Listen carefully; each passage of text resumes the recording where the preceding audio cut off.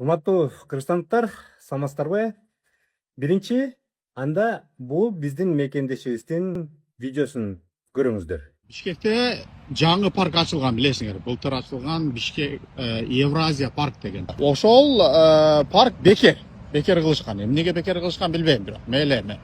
Жакшылык ошо бизге боору уруп бекер кылды деп үмүт кылалы. Анан бекер болгондон кийин аябай аншлаг болуп кетет экен деп телефон тиркеме аркылуу, өздөрүнүн тиркемеси аркылуу регистрациядан өтүп, анан QR кодуңарды алып келгиле деп былтыр ошондой кылган. Макул деп былтыр ошентип регистрациядан өтүп келип жүрүштү. Жөнөкөй эле аты фамилиясын жазып канча адам келет экенинчи. Анан быйыл майдын 1-инен баштап кирүү эрежелерин өзгөрттү. Мурун жөн эле аты фамилияңды жазып коюп эле, телефон номериңди жазып, анан QR кодду алып келе берсең, азыр булар аты фамилияңды жазасың, туулган күнүңдү жазасың, плюс ИНН-ңди жазат экенсиң, ИНН. Бул баягы салык номери да, ар бир адамга бирден гана бериле турган салык номери. Өмүр бою бир эле жолу берилет. Аябай маанилүү документ болуп эсептелинет алчы. Америкада дагы Social Security Number деген бар. Ошого эквиваленттүү да бул.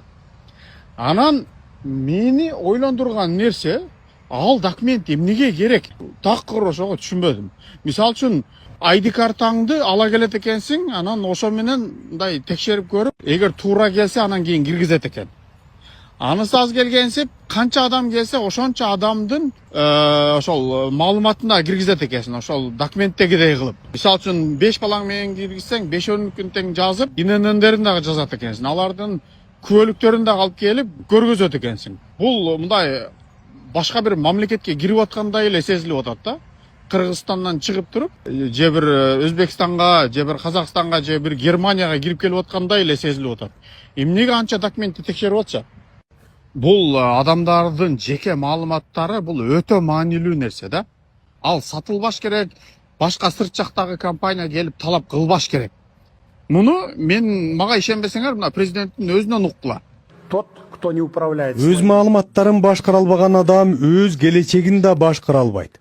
Ал эми тышкы инфраструктурага, алгоритмдерге жана коргоо системаларына көз каранды болгон мамлекеттер ар дайым аярлуу бойдон калат. Ушул аябай маанилүү нерсе. Бул көңүл бурбайт экен. Баягы бекер парк болсо эле, парк деп эле баягы бекер эле өзүңөрдүн маалыматыңарды берип атасыңар да азырчы. Булар келечекте эмнелерди гана кылбашы мүмкүн ал маалымат менен. Шайлоолорго түздөн түз таасирин этиши мүмкүн келечекте. Рекламалар, бул эмне эбегейсиз мүмкүнчүлүк, ал маалымат кимде болсо ошол дүйнөнү башкарат деген сөз бар.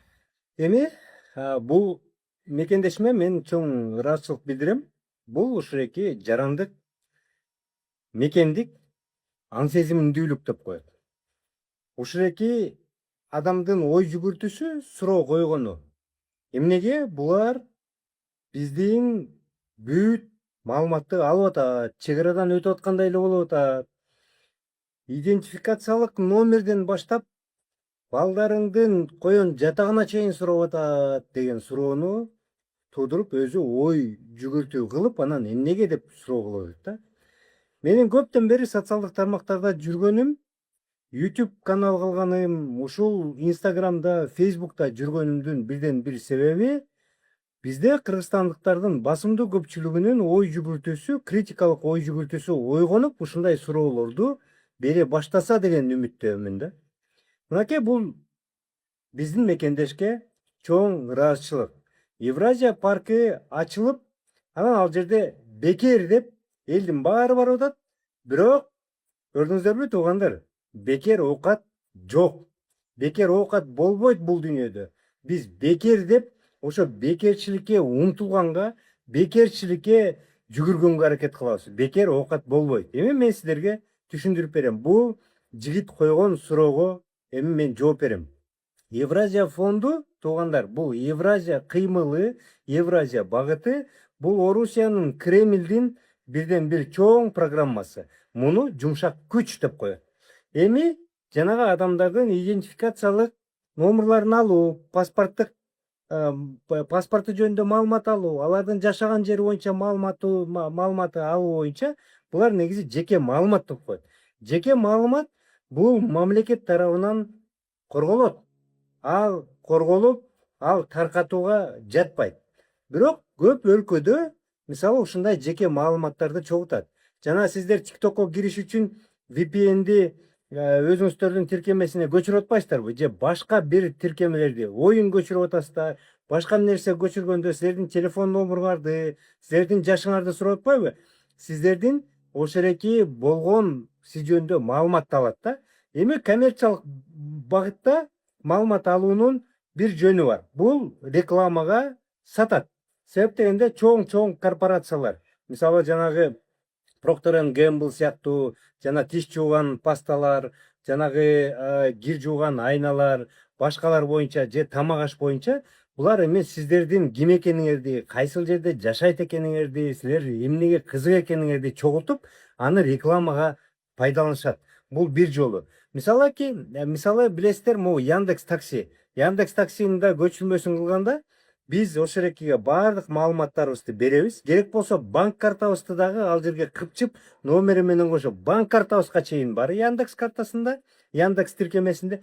Андан тышкары Яндекс тиркемеси биз кайсыл жака барабызга чейин бар. Кайсыл кафеге барабыз, кайсыл кеңсеге барабыз, кайсыл дарекке барабыз, кайсыл жерде жашайбыз, ошерекиге чейин маалыматы бар. Ал эми Яндексте болсо бүгүнкү күндө толугу менен ФСБ аны көзөмөлгө алып койгон.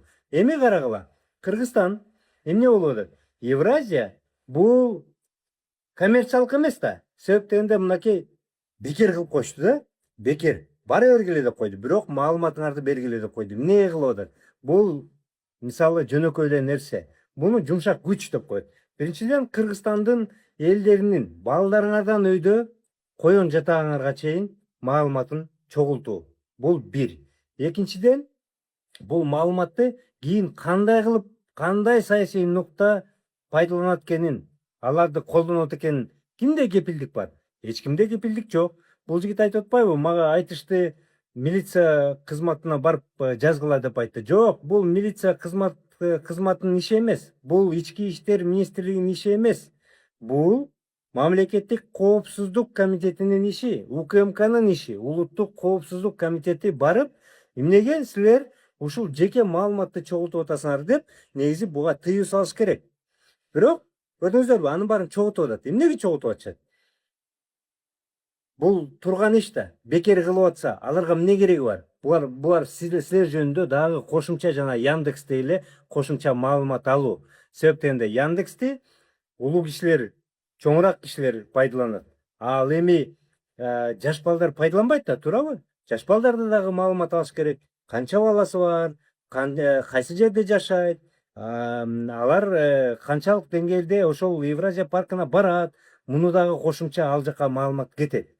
Андан тышкары, туугандар, муну жумшак күч деп коет.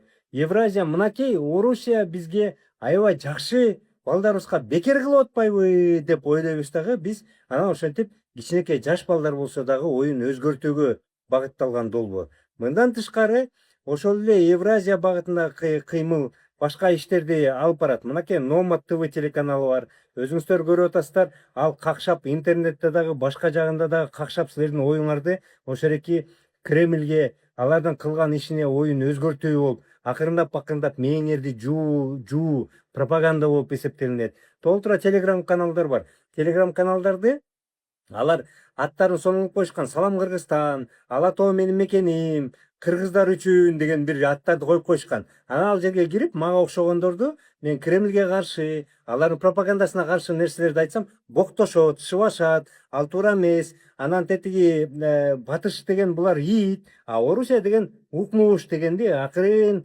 жылдырып кыла беришет. Ал эми улуу муундагы жаштардын алардын оюн алыш үчүн булар деген жанагы бекер эмес, арзан баада дүкөндөрдү ачкан Евразия деген, көрдүңүздөрбү?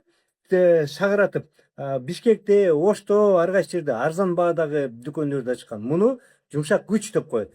Мынакей азыр көрдүңүздөр, булар Арменияга жанталашып, таасир этип, ал жерге Пашинянды жоготуп, өзүнүн бийлигин алып келип коюп, өз билгенин кылабыз деп аракет кылып атат. Кремль, Путин.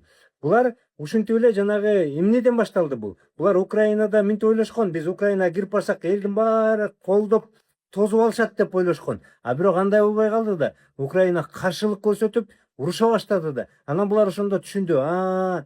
Бул жерде муундар алмашып кеткен турбайбы, жаңы муун менен иштеш керек турбайбы, эл менен иштеш керек турбайбы деп, анан кыргыздар менен дагы ушинтип иштеп, биздин маалыматыбызды толуктап алып атканы бул мынакей ачыктан ачык биздин жараныбыз көрүп, байкап, анан ошол суроо узатып атат. Туугандар, критикалык ой жүгүрткүлө.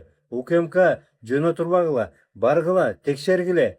Эртең мисалы кирип келип туруп, орустар жана Крымга кирип келгендей жашыл адамдар келип туруп, анан бул жерде бир айдын ичинде референдум кылып туруп, тиги Орусиянын составына киргенге макулсыңарбы десе, ошондой референдум кылганда кылып ийет деген, кылбай койбойт деген кепилдигиңер барбы? Андай кепилдик жок, туугандар. Бул сиздердин кызматыңыздар. Бул улуттук коопсуздук деп коет бул маселени.